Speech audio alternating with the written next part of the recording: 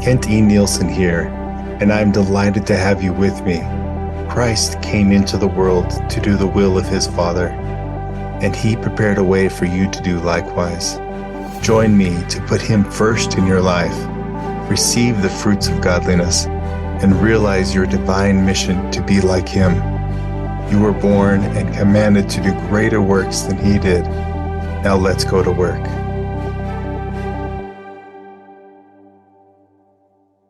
I finally bought in to my mess being my message. There's got to be a reason for why I've experienced what I've experienced.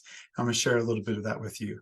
At age 18, I turned my life over to the Lord because I knew that he could make more of my life than I could. And I invite you to do likewise.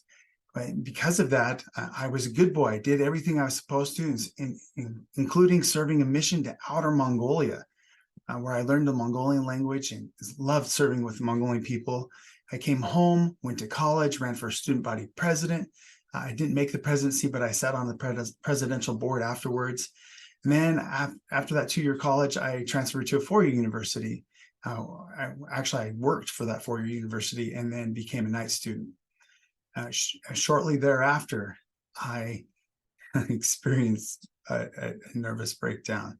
And just before that nervous breakdown, I broke off an engagement with a beautiful young lady.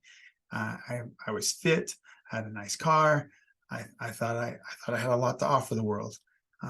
Obviously, the Lord had more in store for me than I knew, and that included being humbled. And because of that, that need for humility, I experienced my greatest fear, and my greatest fear was being diagnosed with mental illness like my parents. So when I came home from the mission, I remember visiting my dad in the state hospital who had been hospitalized recently. And it was horrible. I thought, man, I hope this never happens to me. And I'm gonna be diligent. I'm gonna strive and do everything I'm supposed to, go to church, read my scriptures, serve in callings, serve the Lord, serve my neighbor, love one another, et cetera, and I strive to do it all. And at the end of the day, I woke up in the state hospital after being arrested on Temple Square for trespassing charges, which were eventually dropped. And that was all thanks to me not being medicated and thinking I could figure this out with the Lord's help, without the need of modern medicine. So that happened in my mid-20s. And then about 10 years later, I was hospitalized again after being arrested again at an airport in another state and hospitalized in their mental health facility as well. And then I got back on my medicine again. And by the way, when I went off the medicine, it was under doctor's supervision because I'd done so well for 10 years.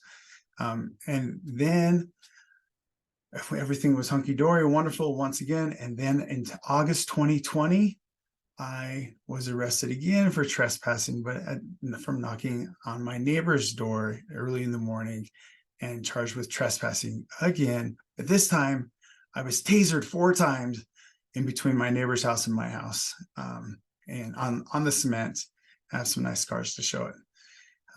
And it was during the last trimester of my wife's pregnancy with our 6th child, who incidentally was born the day after my return home from the state hospital.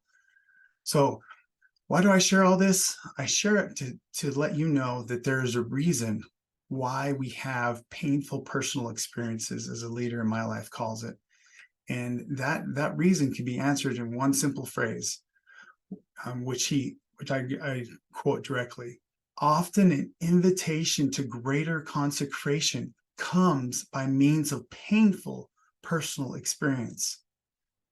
And when I heard those words, and it took me 3 years of a sabbatical from school and from dating and just pounding books as a courier and working, when I heard those 3 words, I'm like, man, that means I wasn't cursed. That means that this challenge wasn't because I've been doing something wrong. It was an invitation to be better. Thank you for joining me for a brief mental workout. Wise men do their mightiest works with their mental exertions. I encourage you to take time to ponder on the weightier matters of life and to govern your body with pure, mental exertions, rather than having your body tell you what to do. You are welcome to connect with me further at my link in bio, where you can access my book, my social handles, my latest creative updates, and even request coaching services via email. I have been given much and am here to serve. Thank you, and God bless you to be fruitful in doing your mightiest works. Good day.